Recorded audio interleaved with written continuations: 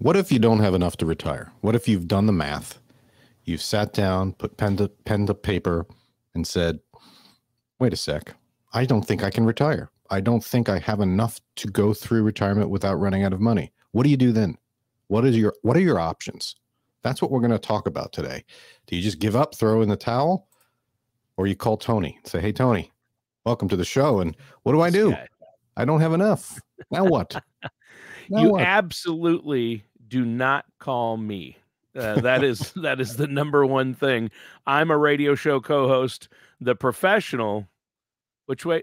Oh, this way, that way. This is the professional over here. I'm trying to point at you, Dan. Yes, yeah. I'm pointing at Dan. For those that are listening, I'm sorry, but those on YouTube can see Tony struggling with basic directions here.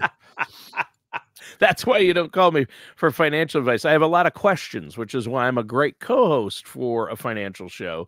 But Dan, they call you, right, to figure out if they have enough to retire. You've told me before, some people come to you and think, you know, how many more years am I going to have to work? I'm worried I don't have enough to retire. And you look at their situation and say, you could retire today. Yeah, you're right. You've been listening. I think and that happens a lot, but we're talking about those that just, they know they don't have enough. Now, you're correct in that the first thing you want to do is double check, because a lot of people think, oh, I'm never going to retire. I hear that a lot. I'm going to work until I die. And they never get a professional opinion. So they're going on their own back of the napkin math or their gut feeling, and they never do the math. And the main reason why they don't do the math, I think, is because they're afraid of the answer. And so they get fearful of being told they don't have enough. And so they just bury their head in the sand, which isn't very good strategy. But that's definitely the first thing you want to do. You double check your financial situation and get a professional that specializes in creating retirement income plans to tell you. And I know it sounds self-serving because that's what I do, but I don't care who you go to. Go to somebody.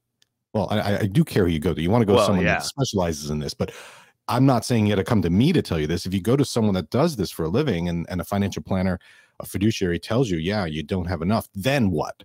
That's what I want. But you nailed it. Many people, they have enough, they just don't know it. Look at that. I predicted what you were going to post there. I love it. I was ahead of the game. For the listening audience benefit, I just want to be clear. Tony has zero prep for this show, so he doesn't know what I'm doing and what I'm going to type. So he's here for the eye candy and for, as some would say, nothing but noise. But, but Tony, before I go into options of what you can do, because I do have options. There are 6 things that you could do so now we've moved on to the point of you don't have enough, right? It's clear you've got the second opinion from the professional and you just don't have enough. So what are your options now? That's what we're going to talk about. But before I get into it, I want to talk about this idea of enough. And I've referenced this before, and I don't know if you remember, but I told you about the quote or the poem, or it was, I think, actually a memorial or a tribute from Kurt Vonnegut to Joseph Heller when he died. I don't know if you know, people are listening, they may not know who they are. Joseph Heller was a famous author. They both served in World War II and then came back and became authors, or maybe their authorship was interrupted by war, but they both served and came back. And Joseph Heller wrote Catch-22, which has become a lexicon, a very common language, something people say all the time, but it's actually based on a book. And he wrote that book, and it's very famous. This is his most famous. He wrote others. And Kurt Vonnegut also was an author, and they were friends. And when Joseph Heller died, Kurt Vonnegut told the story about when they were on Shelter, I think it was Shelter Island, which is Long Island. They both, lived in New York.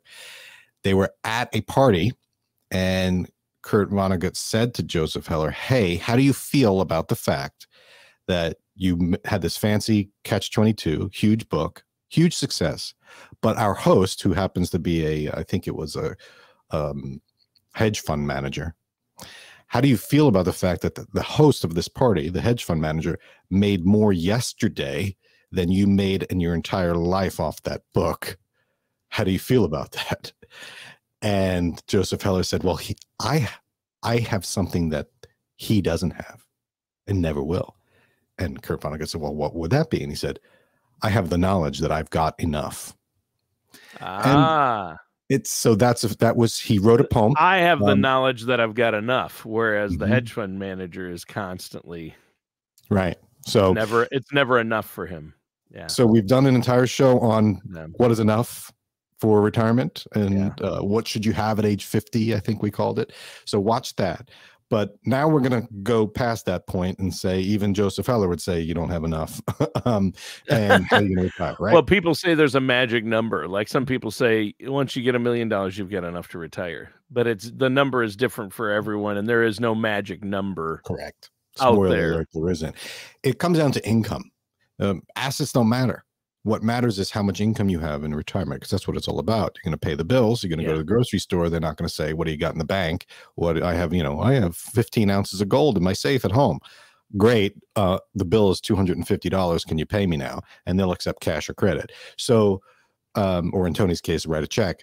So I think the important thing to note is it doesn't matter how much you have, it's how much income you can generate from it. Okay. So you've gotten to the point now. Right. All right, Dan, you've talked enough. You said we can establish, I've gone to the professional and everyone says, including my mother, that I don't have enough to retire. So what do I do now? Okay. Let's go through some 6 options here. First option, Tony. Ooh, this one hurts. Yeah. Work longer and save more. It's the obvious answer. Yeah. Yes. Work longer. Now, the answer isn't work longer. Oh, you don't have enough to retire? Keep working. Because if you do that, you're never going to have enough at that point. You have to change 2 things here. You have to continue to work, but you have to actually save more of what you're earning.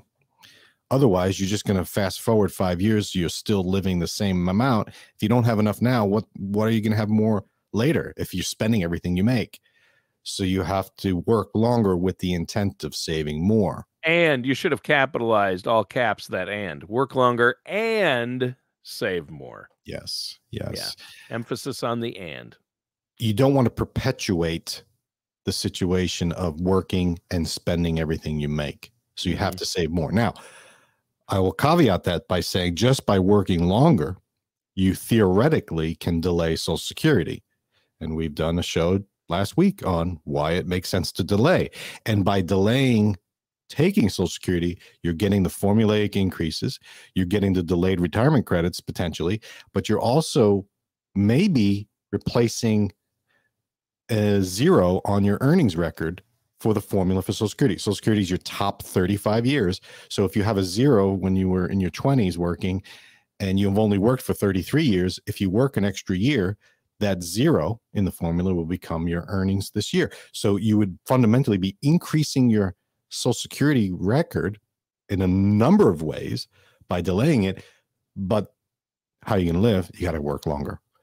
So yes, by working longer, you can theoretically be saving more because Social Security is going up, but you should also be saving actually more of your wages. So that's option 1, which is the most obvious and what most people do. Yeah. But it's something that most people hate to think about. Right. I don't have enough to retire, so I'm going to keep working. Again, have a plan. Don't just say I'm going to keep working until I die. Say I'm going to work until I'm 70 because X, Y, and Z. Have a reason to do it because it makes it much more palatable. And figuring out that reason and that formula as to when it makes sense and what to do during those extra working years requires a financial services professional, meaning an independent financial advisor like yourself, who's a fiduciary. And like you said, you're not just trying to steer people toward you, although you'd love to talk to people who are hearing this and you can help them. Any independent financial advisor who's a fiduciary, find a good one that you feel you can trust and fit well with, and they need to be involved in this because, like you say, you don't want to work just for work's sake. You want to make sure you're doing the right thing so you can retire comfortably at some point. Right. And I deal with this on a daily basis. That's my job. But there's other people that do it. But as an example, like someone comes to me and says, I'm 62, all my friends are retiring, I want to retire. And my answer to them is you can't, by all the reasonable math formulas. Option one, let's work longer. But I don't say that. I don't say work longer and save more. I say you're going to work longer until age 68 or 71 or what. There's got to be something, because if you just say work longer, people get depressed. Yeah. There's no light at the end of the tunnel. You have to have a reasonable. You have to have goals. Yes. And you have to do the math to figure out what's exactly needed. Right. It's easier to continue to work if you have an end game, right? Yep. Okay, option number 2. You add income sources by changing your investments. So the idea, like I said earlier, it's not about how much money you have over here saved. It's how much income you have coming in every month. So sometimes what you can do is you might say, I don't have enough. Well, actually you do. And here's why.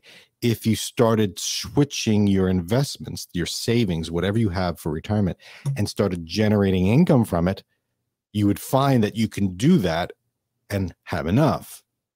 Because a lot of people just have that bulk 401k sitting there as a lump sum in the stock market, not necessarily generating income for them because they didn't need it. But now they just look at it and be like, well, and they do simple math. Okay, I have 100,000. I want to spend 10,000. There's 10 years. I'm out, right? No, you want to look at it and say, how much can that 100,000 generate in income? And is that enough? Or a lot of times people will have a bunch of money sitting in the bank because they're afraid of the market. They're like, I'm not doing that. I'm not losing. But it's losing sitting in the bank because it's not doing anything. Let's generate interest. Let's generate dividends. Let's generate coupons from bonds. Let's generate rental income. You need your assets to generate income for you. And that might require changing your product mix. There's a lot of people work, save. Their money is in growth. Now you have to switch your investment mix to income because that would help you potentially retire early. So that's when you said, a lot of people say, come to me and I don't have enough. And actually you do. It's because of this. They don't realize that they can turn their assets into income producing assets, because that's not something that they learn in college or school, or their current financial advisor is not really interested in that. Yeah. They want growth. They don't want to start giving income, Yeah. People don't understand. People don't understand the distribution stage is the issue there, right? Accumulation, we just get so involved in, I'm putting money into my 401k or IRA retirement accounts. I'm working, I'm doing that. And then once you retire, planning on how and where that income's going to come from, that's the trick. And that's why you have a job, Dan, right? Yeah. And the 4% rule, I think that's right up here. For those that are watching, you can probably see that. The 4% rule is always you just take 4% of your investments out and you'll be fine. You won't run out, but that's shaky ground. Why do you have to get 4%? Why not get 7%? What? Yeah. I mean, there's different things you can do with different pools of money to create income streams. It's a science. It's more of an art than a science, but it's a completely different financial strategy than typical growth oriented. So you're right. Different move. Okay. Option 3, reduce your retirement income need. The hardest question I ask people is, how much do you need in retirement? Yeah. They don't know. People don't know how much they need. And there's a difference between need and want, obviously. Well, yeah. People struggle to just answer what they need. People struggle to answer how much they're spending now. Oh, how much are you spending every month? I don't know. Well, why not? I don't have to think about it because I'm working. Well, if you want to stop working, you need to think about it. Right. So there's two sides of the coin. You either increase your income or you decrease your output or need, decrease your expenses. So this would be an example of reducing your income need. And I think why I want to talk about this as an option is because a lot of people don't even know what this is. So this is one of the first steps you do. the professional would be able to tell you whether or not you have enough. They won't be able to answer that if they don't know how much you need for income, right? Right. I don't have enough. Well, how much do you need? I don't know. Well, so this is an easy answer from a financial. Oh, well, you said you want 5,000 a month in income. What if we reduce to 4,000? You're fine, but 5,000, not so much. Easier said than done. Or is it? We don't know. How can I reduce my income need by 1,000? Well, let's talk through it. There are ways. So that one is a little bit more of a painful one for people. Yeah. They get the idea, oh, I can invest and switch and create income, or I can work longer. But to reduce my lifestyle, hands off. We've seen how hard it is to cut spending. Our government gives us examples of that all the time. They never cut spending. They just increase it. And so that's how you get into trouble.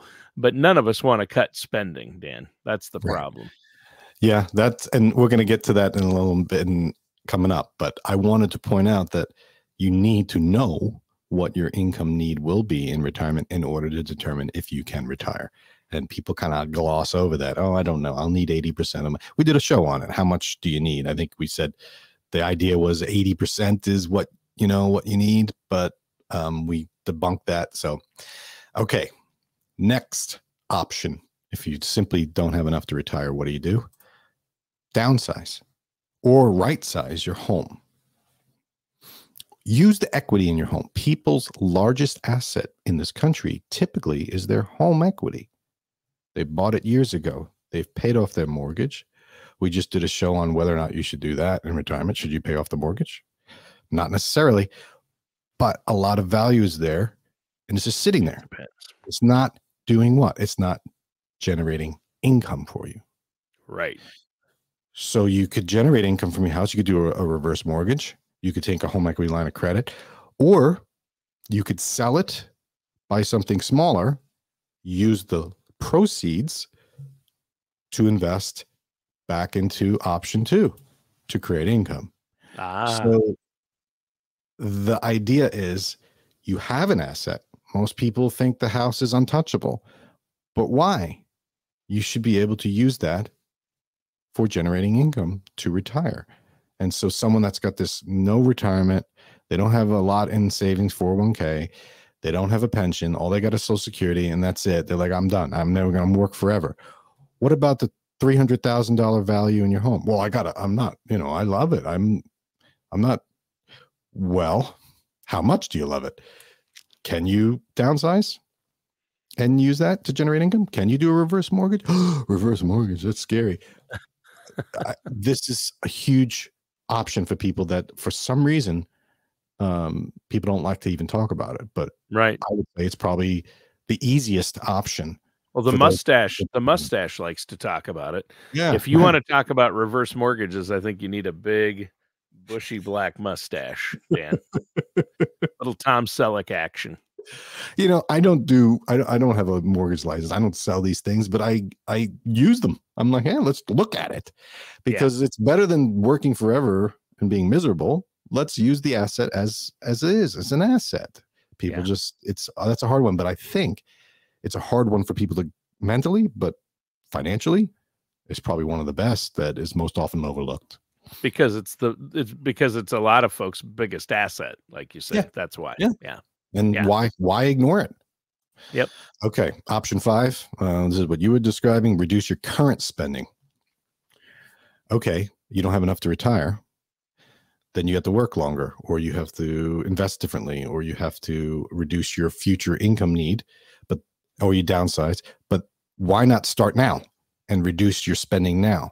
If you're thinking about retirement, you still got time.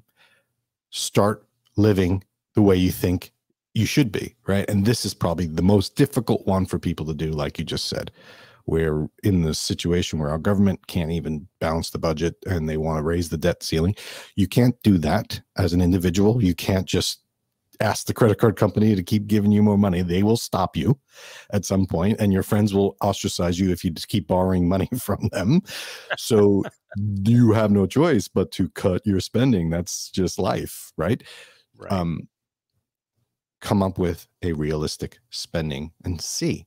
and I think this is a option that people that say I don't have enough, they don't want to do this one. This is like the last resort, even more so than downsizing. This is like, I don't want to, you know, I want to spend it and I want to live. Well, then you're going to never retire. Right. Right. We've done, I've written a book on this, on how to reduce the spending window. I'll put the link up there. It's not, this is the, you know, this is not a fun one for people to look, but the next one's even worse, Tony. Option 6, and this is the last option. And these are in no particular order, by the way, but this one I would say is probably not a good one, but I had to put it up anyway. Hope and pray. Thoughts and prayers. Thoughts and prayers. Wait for an inheritance. Rely on government aid. Play the lotto. These are some options. Not good. No, not good. You know, I have clients that are waiting for the inheritance. It's a tough game to play. You know? Yeah. Great Aunt Matilda, she's going on 100. She's never going to die, right? Like, geez, here I am in my 70s waiting on an inheritance. That's not a good play. Yeah, I've given up on that, Dan, in my family. Right. The rich uncle doesn't exist.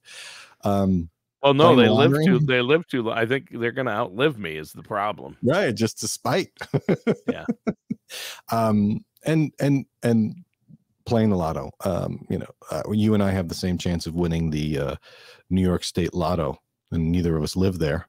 And but we have the same chance of winning because neither of us are playing. And the people that are playing pretty much have the same chances as of winning too. Yep. So save your money and don't rely on that.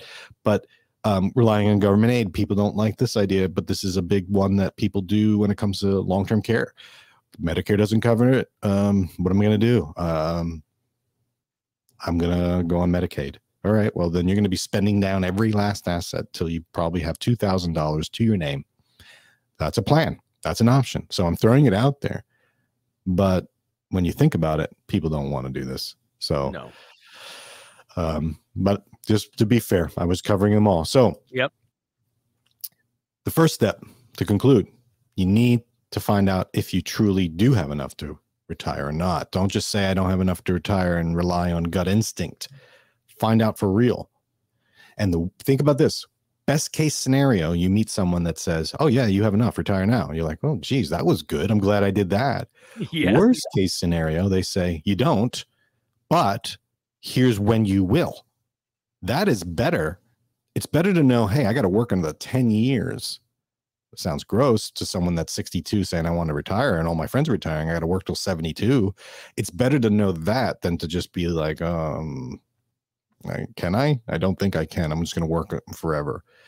It's better to have a plan than not. And then once you are in that situation where you do know, then make the changes now. Start now. The best time to start is now. Well, the best time to start was 20 years ago. Right. Second best time today. So, Tony, do you have enough to retire? Not yet, but soon. The inquiring minds want to know. Do you have a date? Do you have a calendar? Is that a clock, a countdown retirement clock behind you there? Oh, maybe not so soon, but soon. Love it. All right. Well, thanks for a good show, Tony. I hope everyone will start inquiring, start finding out, meet with someone, talk to them about whether or not you have enough. Don't bury your head in the sand. Get a plan and figure it out. And if you don't have enough, don't lose faith, because I just gave you some 6 options, some better than other. So you have options. Just create the plan and start working on it. Catch you all next week. All matters discussed in today's show are for informational purposes only. This show is not investment advice. Dan Riddle nor Dolphin Financial Group are affiliated or endorsed by any government agency. Investment advisory services are offered through Dolphin Wealth Management, Inc., a registered investment advisor in the state of Florida. Insurance products and services are offered through Dolphin Insurance, Inc. Dolphin Wealth Management Inc. and Dolphin Insurance Inc. are affiliated companies doing businesses as Dolphin Financial Group. You should talk to someone at Dolphin Financial Group before implementing any of these strategies or ideas.